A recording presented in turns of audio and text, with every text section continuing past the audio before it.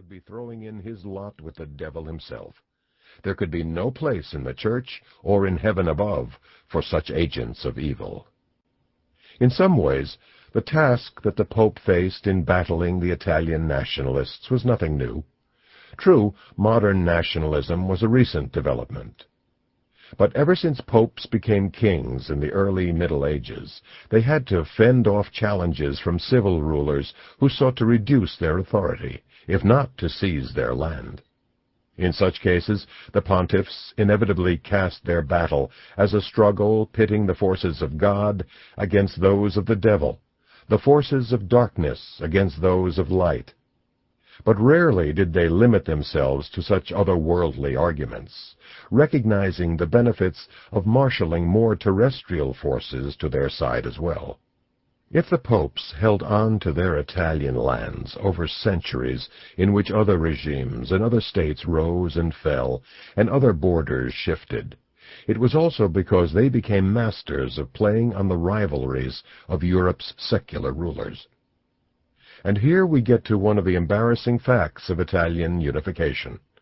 It first came about in 1859 to 1860 only through the assistance of a foreign army, the French, who helped drive the Austrians from the peninsula.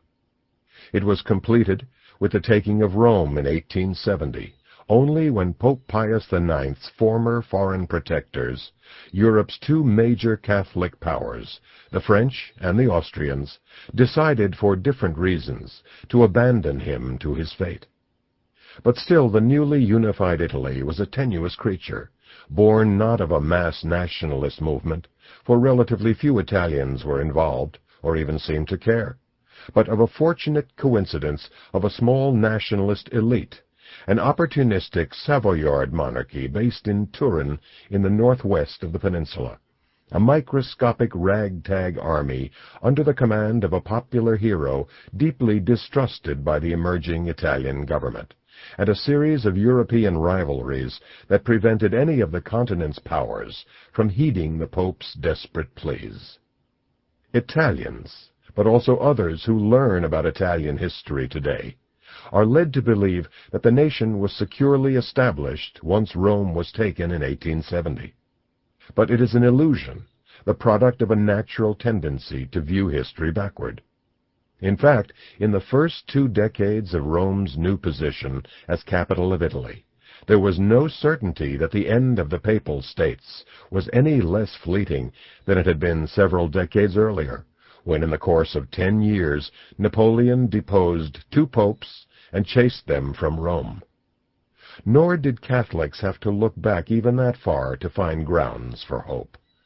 Little more than 2 decades earlier, in 1848, popular revolts had driven Pius IX, then in the first years of his papacy, into exile. Then, too, the usurpers had triumphantly pronounced the permanent end of papal rule. Yet once again the Pope had shown how fleeting were the victories of the Church's enemies, returning to power behind the French and Austrian armies. Why, loyal Catholics asked, should God's cause not triumph once more? Was he not still on the Pope's side? When, on September 20th, 1870, Italian troops finally broke through Rome's walls and claimed the city as part of the new Italian state, Pius proclaimed himself a prisoner of the Vatican. Denouncing the usurper state, he retreated into the Vatican complex and, spurning the government's entreaties, refused to come out.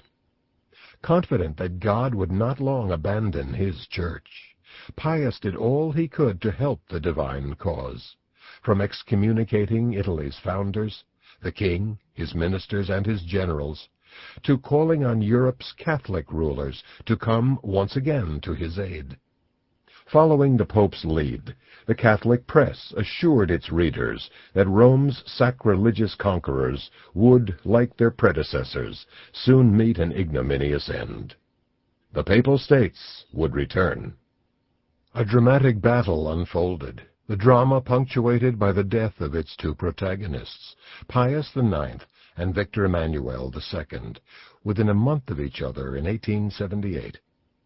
Yet even with a new pope, Leo XIII, and a new king, Umberto I, both dramatically different from their predecessors, the battle continued, the stakes high, the outcome uncertain.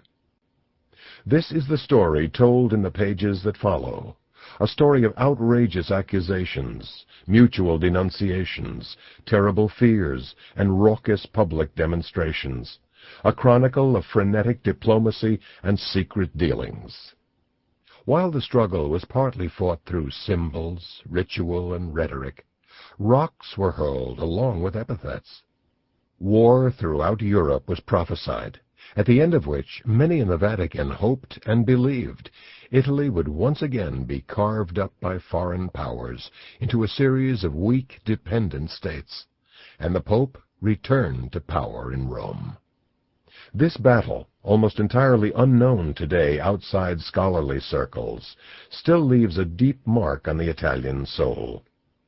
Without understanding this history, there is no way to understand the peculiarities of Italy today.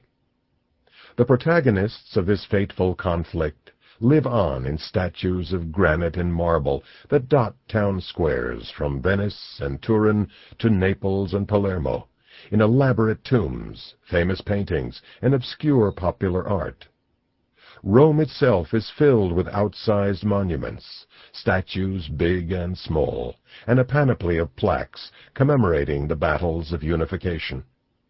But oddly, the story that they tell, together with the sanitized accounts found in the textbooks of every Italian school child, has rather little to do with what happened. The actual history is, today, too dangerous, too embarrassing, still too raw for public view. The most basic fact of the creation of modern Italy, that its greatest foe was the Pope himself, is one that cannot easily be mentioned, and certainly not to children, whose understanding of how their country was founded contains a hole at its center.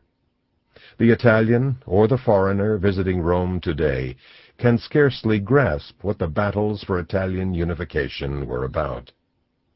It is too bad, because the true story of the birth of modern Italy, involving the demise of the Papal States and the Pope's efforts to undo Italian unification, offers a gripping tale of intrigue and pathos, filled with outsized characters and high drama. It features an Italian king, Victor Emmanuel II, whose greatest passion in life was hunting, and who viewed his government ministers with disdain, but who somehow rose to the challenge of unifying Italy. Although he had little love for the church or the clergy, the king never stopped dreaming of the day that the Pope would deign to receive him. It was a day that he would never live to see. For his part, Pius IX was without doubt the most important pontiff in modern history. While deeply religious, he was politically inept. Remarkably gregarious, he loved nothing more than hosting audiences, and before Rome was taken, strolling through Rome's streets and chuckling at people's startled reactions to the white-robed Pope King in their midst. Yet, if he was a man of great charm and warmth, a man with a famous smile, he also had a fearful temper and a short fuse. And, as if from the cast of a two-penny melodrama, ever at the goodly Pope's side was the dark figure of Giacomo Antonelli, long his Secretary of State, his right-hand man, who compensated for the Pope's lack of political sophistication with his own diplomatic savvy. A cardinal, without ever having been ordained a priest, Antonelli fit the popular stereotype of the goodly Pope's evil adviser, an image promulgated in this case not only by Italy's anti-clericals and nationalists, but by many of the Curia's cardinals as well, jealous of the stranglehold Antonelli seemed to have over Pius. Rounding out the cast of characters at the center of this dramatic history as it began to unfold, and whose true role in the rise of modern Italy is today obscured from popular view, is Giuseppe Garibaldi, a man for whom colorful seems too weak a term. Condemned to death as a young man for taking part in